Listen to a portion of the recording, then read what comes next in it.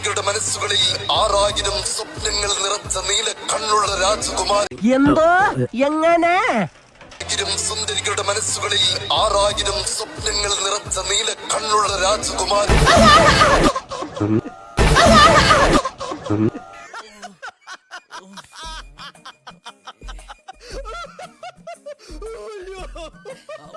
ചിരിക്കുന്നോടാ